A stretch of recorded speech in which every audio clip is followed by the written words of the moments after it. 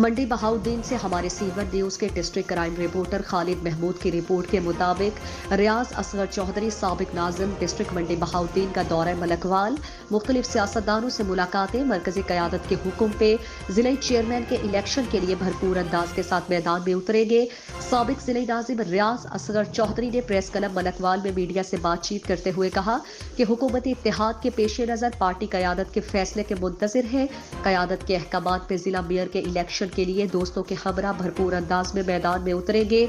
اور ضلع منڈی بہاؤالدین کی تعمیر و ترقی کے لیے سابقہ ضلعی ناظم کے دور کی طرح نمایاں مثالی کردار ادا کریں گے۔ ہم نے اس سے قبل بھی ضلع بھر میں تاریخی کام انجام دیے، جن میں ڈسٹرکٹ کمپلیکس، چناؤ پبلک اسکول، ڈسٹرکٹ ہیڈ کوارٹر اسپتال، حسیب ریاض چودھری کی بلندی درجات اور نام سے منسوب جناح پبلک اسکول کے ملحقہ خوبصورت مسجد، CNG اسٹیشنز کا قیام، ضلع کے تینوں تحصیلوں کے لیے موٹر وے سے علیحدہ سیال انٹرچینج، سالم انٹرچینج بھیرا انٹرچینج گرلز اور بوائز ڈگری کالجز، رنسکے تا بھیرا انٹرچینج، پھالیاں تا سیال انٹرچینج، منڈی بہاؤالدین تا سالم انٹرچینج، پختہ سڑکیں دریائے چناب کنارے بند سے لے کر ضلع بھر میں اربوں روپے کے میگا پروجیکٹ کو پایہ تکمیل تک پہنچانا ہماری ہی سیاسی جماعت پاکستان مسلم لیگ کے مرہون منت ہے۔ ہم نے وعدہ کیا، کام کیا، آئندہ منصوبوں میں میڈیکل کالج سے لے کر یونیورسٹی کے قیام تک ضلع بھر کے شہروں دیہاتوں میں پائیدار سیوریج سسٹم کو متعارف کروائیں گے۔ انہوں نے حالیہ الیکشن بارے آگاہی دیتے ہوئے کہا